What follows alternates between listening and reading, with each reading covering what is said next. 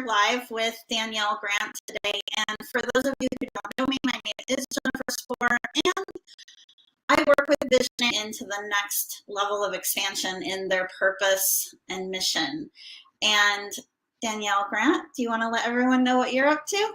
Yeah, I'm the founder of the spiritualroom.co, which is a high vibrational container that is supporting the awakening ascension of the new earth. I'm also a spiritual teacher, and I host a couple podcasts, and I'm just here to help people ascend.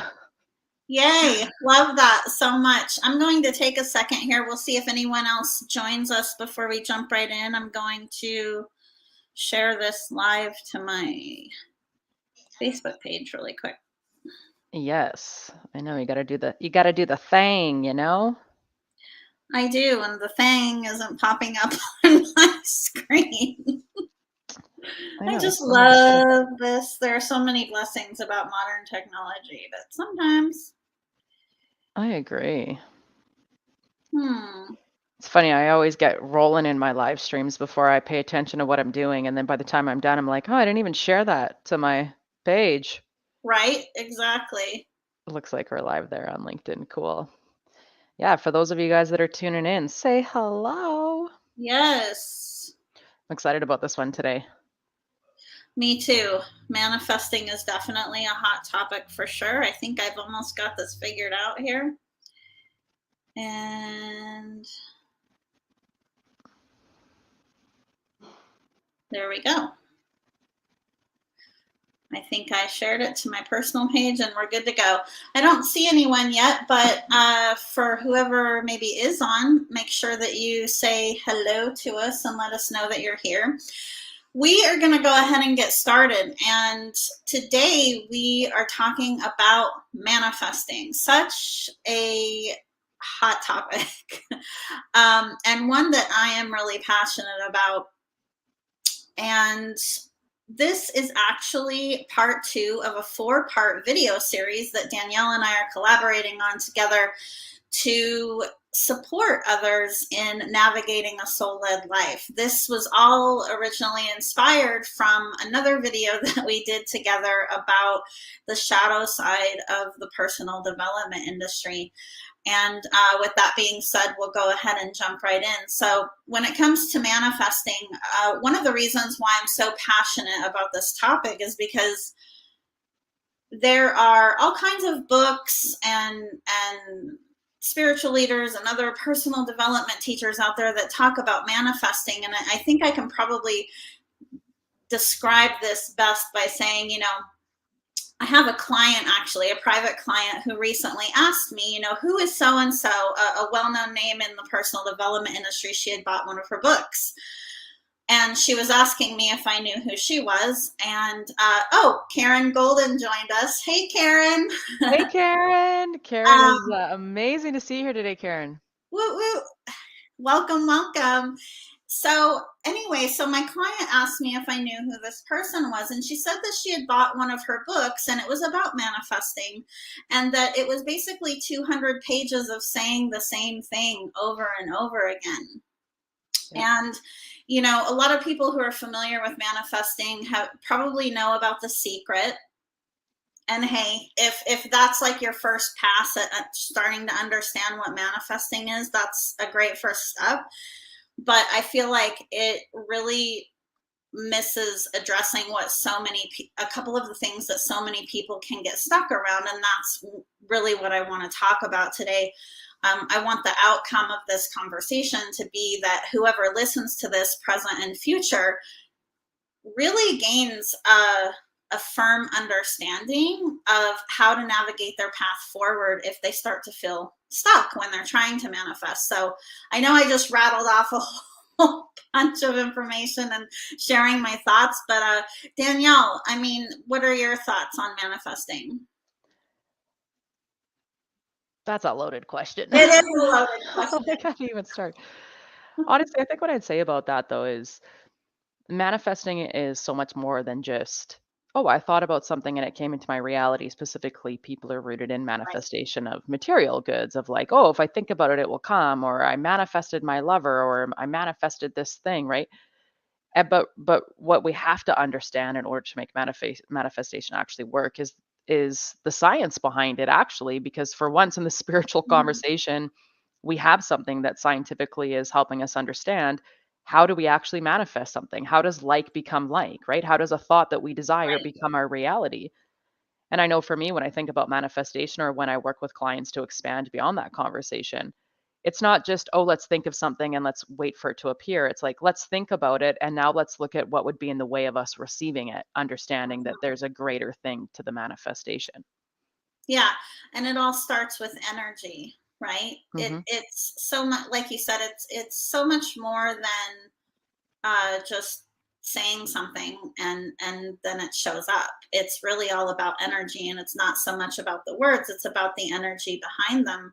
We have to be an energetic match for whatever it is that we want to receive, and that's one of the places where I feel like a lot of people get stuck because they're given the impression that, hey, I say this, you know, and then it shows up. And there's a little bit more to it than that. I mean, we are creating our reality 24/7, Hmm. whether we realize it, you know, at a conscious level or not. And I feel like a place that a lot of people get stuck with manifesting is in terms of being detached from the outcome, because a lot of people have preconceived notions about what they believe is or isn't possible. What are your thoughts on that?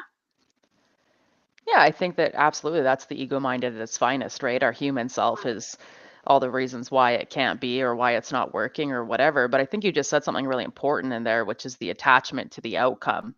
Hmm. Something that I've personally learned for myself over this journey of understanding manifestation and not in a material sense is the whole point of detaching from the outcome is that you were attached to the outcome because you most likely thought that it was going to change your life in a better way and all of a sudden it was going to like fix a problem that you have. And so this idea of detaching from the outcome Hmm. ultimately comes into this place that I'm good right now without the thing that I want to manifest, and shed that thing that I want to manifest come into my life, it's just going to enhance where I am right now.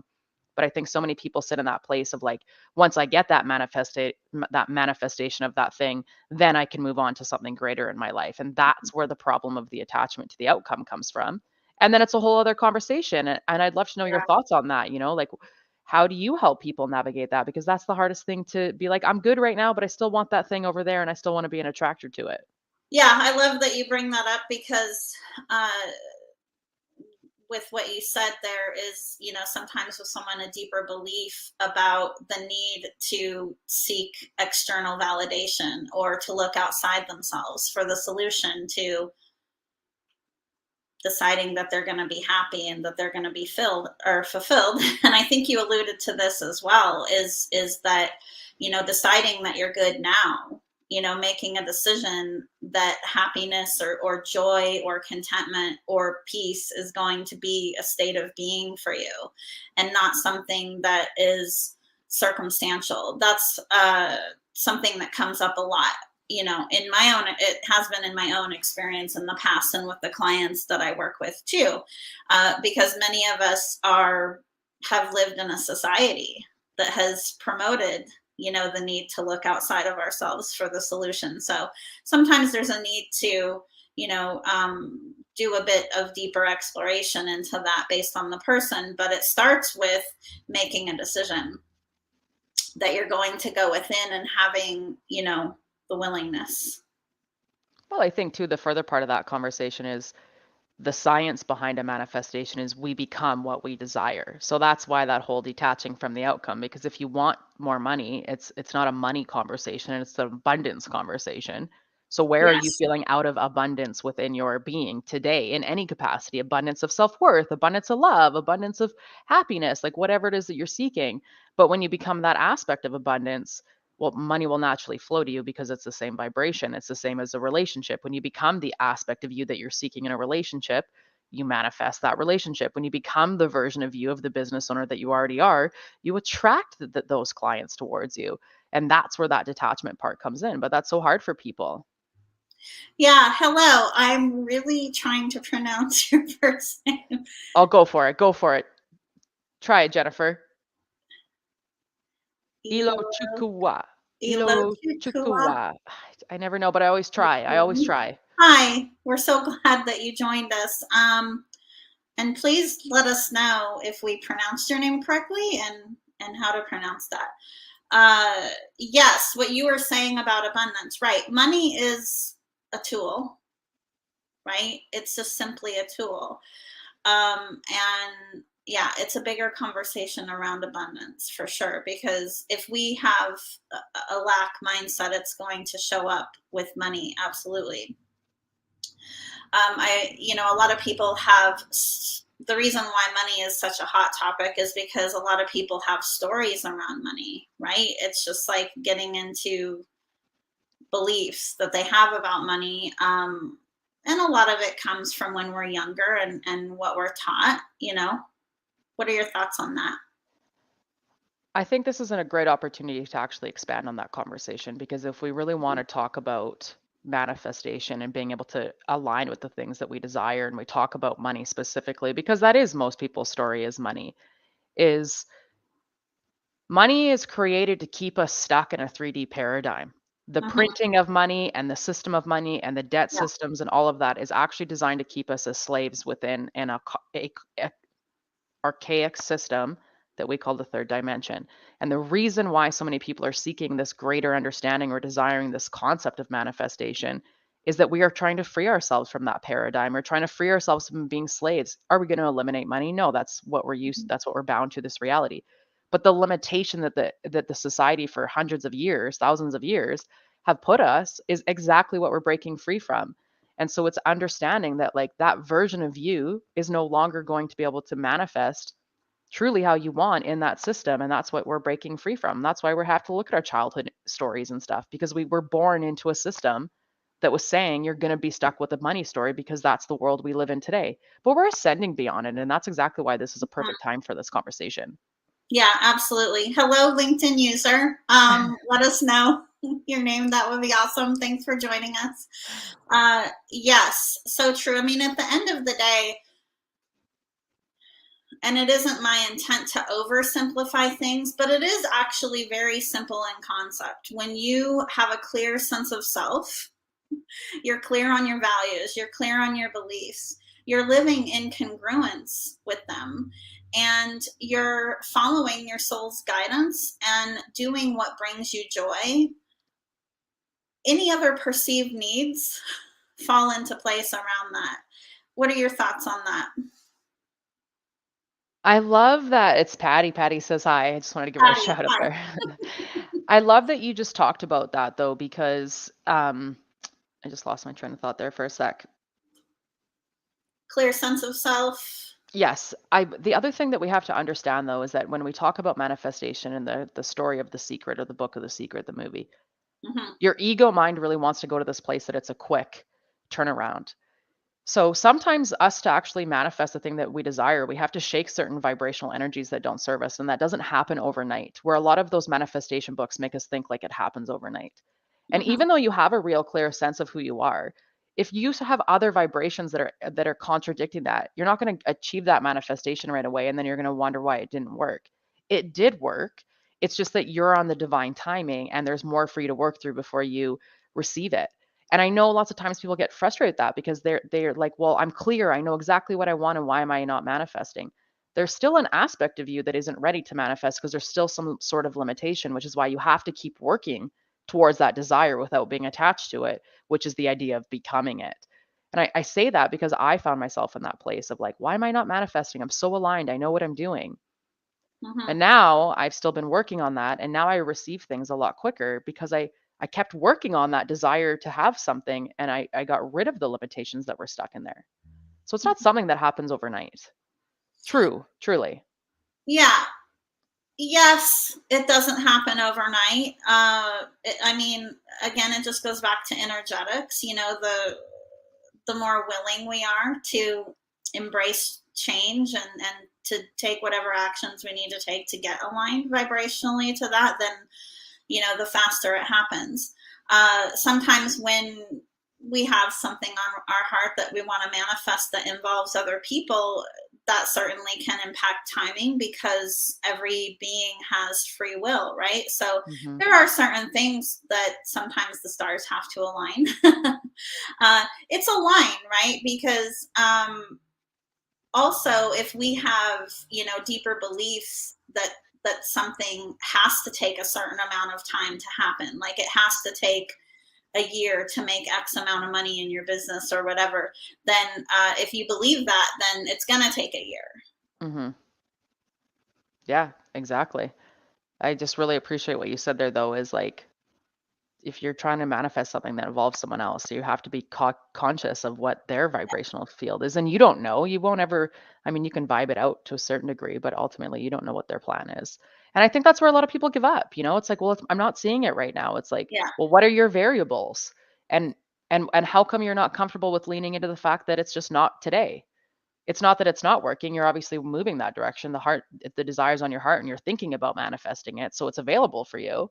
So why not lean into it a little bit more with that detachment of the outcome of when it's going to happen? Yeah, Because I that's think typically when it happens then after that. totally. I think the feelings of anxiousness go back to what we talked about a little bit earlier around having those beliefs that you have to receive something externally in order to be happy, Mhm. right? Mhm. Because if you were content within, if you were good right now and at peace right now, then the timing wouldn't matter as much. Exactly. Yeah, and I think that's where a lot of people the conversation around manifestation needs to expand on that people don't talk about the books. Oh, by the way, if it's not showing up right now, it's not happening. It's like even that introducing that to your subconscious mind is like, "Oh, okay, well, I'm just going to keep having that desire and detaching from the outcome and being good with myself and knowing that it will manifest." Versus Yes, the other way, people are trying to overthink it. Like, well, what do I got to do next? What do I have to do? What needs to happen? It's like, just be, right? absolutely. Something else that I also feel that isn't addressed in a lot of books is taking action, right? There is the taking action at all, but then there's understanding the difference between taking action and taking inspired action. Um, what can happen is that someone will set an intention to manifest something, and then when it comes to, okay, well, what actions do I need to take, to bring this into my reality, they may consciously or even unconsciously find themselves only taking actions toward the thing that is within their comfort zone. And so Hmm. it's so important to be willing to take the actions that you're being intuitively guided to take. Well, and that could be as simple as doing, we are not here to belittle any sort of exercise that works in the energetic realm, like Right. journaling or affirmations. Like there's people Yeah. that will spend time consistently journaling and doing affirmations about attracting money. They're taking inspired action. They're taking action in order to create a new belief in their subconscious mind. And through that consistency, they become that vibration and they attract it over time. That is a really simple action that a lot of people overvalue. They give up before they can finally become and embody that vibration of that money that they desire. But that Hmm. is still an inspired action that someone's taking. A not inspired action would be sitting on your couch wondering why it's not happening and doing absolutely nothing about it. So the simplest actions consistently can also shift the energy to allow that manifestation of not just money, of clients, of podcast downloads, like anything. You can manifest anything if you really take the action. And typically through that simple action, you find that more inspired action of like the true thing you're supposed to do that allows the alignment of the manifestation. Something I'm feeling guided to bring forward in regard to this topic, and this is for people who are in a visible leadership position or an entrepreneur in regard to taking action, is, let's say, the fear of being seen, right? That's a pretty common one. So it's like, oh, I'm posting on social media, I'm doing this, I'm doing that with my emails, I'm doing all of these things. Why aren't I getting the results that I desire? I find that the fear of being visible is a very common block to someone's manifestation. Well, how can anyone see you if you can't see yourself? Especially if we're talking about energetics, right? That's exactly what that's talking about. It's like Right. if you can't see yourself, how can you be a match? At the base foundation of this Mhm. manifestation conversation, it's like attracts like. That's why we manifest. And so if you aren't being seen, how can anyone see you, right? Yeah. Yeah, and I have found myself in that place just over the last 6 months, starting this new business. It's like, well, no one knows about you. Well, yeah, because you're choosing not to see yourself as the person who gets to be this founder of this company. So why is anyone seeing you? And as soon as I stood in that place, my business shifted and I started to attract more of my community because I was saying, I'm ready to be seen. Absolutely. I mean, that could be being seen as a leader and entrepreneur can be a whole other episode and conversation. I just lost my train of thought too. What else do we want to share about manifesting that that a lot of people aren't going to find in the books? I think the biggest thing is to understand that if you truly want something to manifest in your life, you have to become that manifestation before you can attract it. That's the no Yeah. bullshit. If you want to find a partner, you better be every aspect of that partner you think like. Because everyone's like, I want a partner for XYZ. Well, make those XYZs be about you. I want more abundance in my life. Okay, so maybe you can't get financial abundance right now. How can you give more love? How can you find more gratitude in your day? How can you appreciate the abundance of trees or nature or water or whatever is around you? How can you become the thing that you're trying to manifest? That's the hack or the shortcut that everyone's looking for. But in order to become that version, you have to challenge the ego, and that's the other part of the conversation that's hard, Yeah. right? What would be your top piece of advice for that in terms of making that shift? Learn how to develop a conversation with your ego, meaning when you hear the negative thoughts, when you feel the anxiousness, when you feel all the negativity, challenge it. What are you here for? What are you showing me? What am I afraid of? And the more that you build that relationship to that aspect, the more that when you ask for that manifestation, you instantly hear the negativity or the limitation and you challenge it and you're like, I don't want to think that. Instead, I want to think that. In that moment, you've stepped more into that being aspect of that version. Mm-hmm. But that's the Yeah. hardest part. It is. Yeah, I agree. I agree too. And sometimes those conversations might happen once a day and sometimes they might have to happen 50 times a day. That's the other thing too. I think it's really important that when we become aware of resistance like that, that we're able to step back immediately, or as soon as we can to step into that observer role to have that conversation. Because when we don't create that space, that also becomes stored energy in our body. And I think that's the other side of the conversation where someone who's looking to manifest today, looking towards someone who writes a book about manifestation, Mm-hmm. we get better with manifesting as we go because we challenge those ego limitations, which are just energies that are trapped within us. So you might not be manifesting quick right now, but if you keep taking the action and doing the work, you become someone who manifests quickly, like all those people you're aspiring to be or you're taking advice from. They didn't just wake up like that. They've been challenging all of those lower vibrations and energies within them, making it be to a point and helping them learn how to let go of the outcome. So it's not something that they just did overnight either, but it's the challenging of the lower energies and releasing them and getting good at that is what allows the manifestation to become more rapid in the future. And doing that in a way that works for you is important too. Like, not everyone is visual, right? The whole, or it's like if seeing something is easier for you or feeling something is easier for you. I just bring that up because it's not always cookie cutter for everyone. I stopped using a vision board about 6 years ago. That was right before I started my business. Up until that point, I had been bound to a vision board in order to manifest things. And sure, I definitely manifested and attracted those things on my vision board. But exactly to that conversation, when I realized that wasn't what suited me, what suited me Right. more was doing the work inside and becoming more about the feeling, which is ultimately what it's about. It's kind of the ascension beyond that. That changed for me. And I haven't really had any of that. I tried it at the beginning and it didn't serve me. So you're absolutely right. And I say that all the time to my clients and my community is you have to find what works for you. And just because you try one thing doesn't mean that's the be all end all. You have to be willing to keep trying different things that live in the arena of manifestation and energy. Absolutely. I'd love to touch on being open to receive. Mm, That's another one. okay. Well, So, yeah. yeah, no, you go ahead. Share your thought on that. Oh no, just